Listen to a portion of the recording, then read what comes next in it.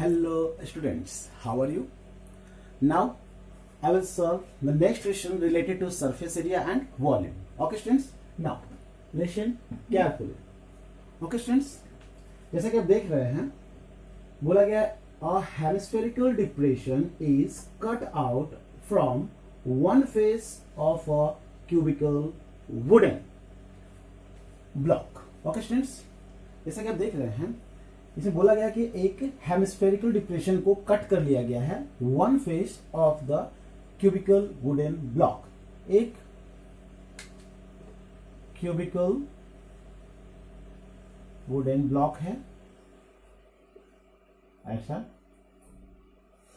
जिसमें से बोला जा रहा है कि एक कैसा डिप्रेशन कट कर दिया गया है, हेमिस्फेरिकल डिप्रेशन. ओके स्टूडेंट्स, आगे क्या बोला ध्यान से देखिए. Such that the diameter L of the hemisphere is equal to the age of the cube. यानी जो इसका एज है इस क्यूब का वही उस हेमिस्फेरिकल डिप्रेशन का डायमीटर है. तो आप बोल सकते हैं इसको कैसे कट करेंगे, तो आप बिल्कुल इस तरह से कट करेंगे. ओके स्टूडेंट्स, तो आप देख रहे होंगे यहां पर कि ये जो आपका एज है इस क्यूब का वही इस हेमिस्फेरिकल डिप्रेशन का क्या है, डायमीटर है. तो ये आपका डायमीटर जो है आपका एल है. और इसका साइड भी देख रहे हैं, साइड ऑफ क्यूब, या फिर कहें इसे जैसा कि इसमें बताया गया है कि उसके एज के बराबर है, तो आप बोल सकते हैं एज ऑफ क्यूब वो कितना है, एल है. यानी दोनों दैट मींस की एक ही है. अब ध्यान देंगे तो अगर डायमीटर एल है तो रेडियस इसका कितना होगा, L/2. Okay students, centimetre. अब ध्यान देंगे क्या बोला जा रहा है, ऐसा तो लिखा हुआ नहीं है सेंटीमीटर, केवल एल लिखा हुआ है, तो आप इसमें नहीं भी देंगे कोई दिक्कत नहीं है, क्योंकि जो यूनिट दिया है वही देना आपको है. अब आपसे पूछा गया कि determine the surface area of the remaining solid. अब इसमें जो बचा हुआ पार्ट है उसका एरिया आपसे पूछा जा रहा है, सरफेस एरिया पूछा जा रहा है. ध्यान से देखेंगे. सबसे पहले आप क्यूब का जो भी समझाया गया था, पिछले वीडियो में भी बताया गया था आप लोगों को कि सरफेस एरिया ऑफ क्यूब क्या होता है. तो हम लोगों को निकालना है डिटरमाइन रिमेनिंग पार्ट का surface area of remaining solid का हम लोग को एरिया निकालना है. तो ध्यान से देखिए, सबसे पहले आपका ये क्यूब जो कि area surface area of cube, surface area of cube, उसमें से आप माइनस करेंगे.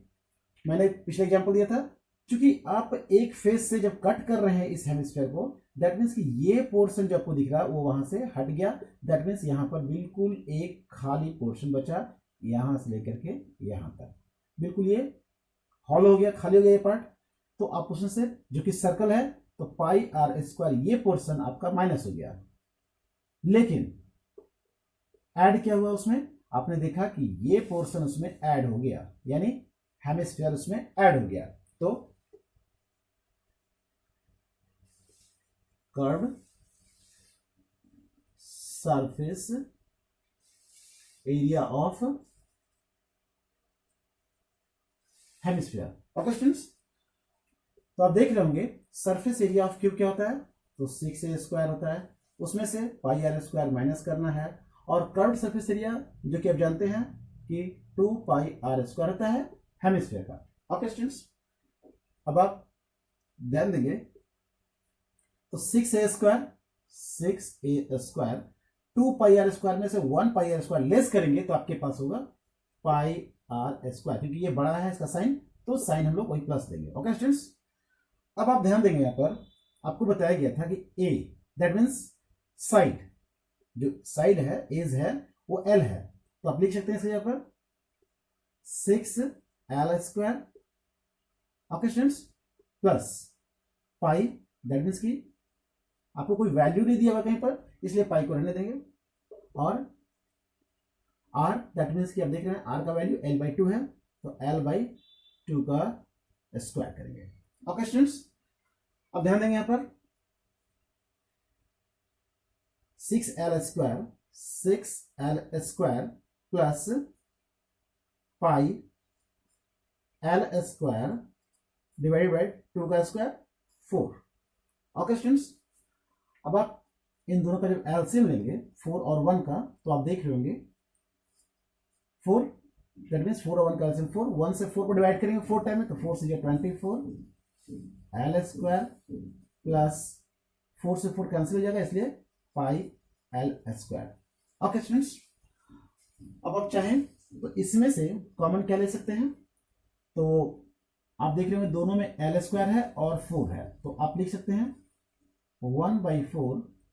ओके स्टूडेंट्स, और साथ ही साथ आप एल स्क्वायर को बाहर करेंगे तो आप एल स्क्वायर ब्रैकेट में क्या बचेगा आपके पास, तो 24 प्लस, चूंकि आपका एल स्क्वायर कॉमन हो गया तो यहां पर पाई बचा, तो आप इसे ऐसे भी लिख सकते हैं। मैं इसका आंसर यहां दिखा दे रहा हूं, तो एल स्क्वायर को 1 से इंटू करेंगे तो एल स्क्वायर बाई 4, ब्रैकेट के अंदर आपका 24 प्लस 5।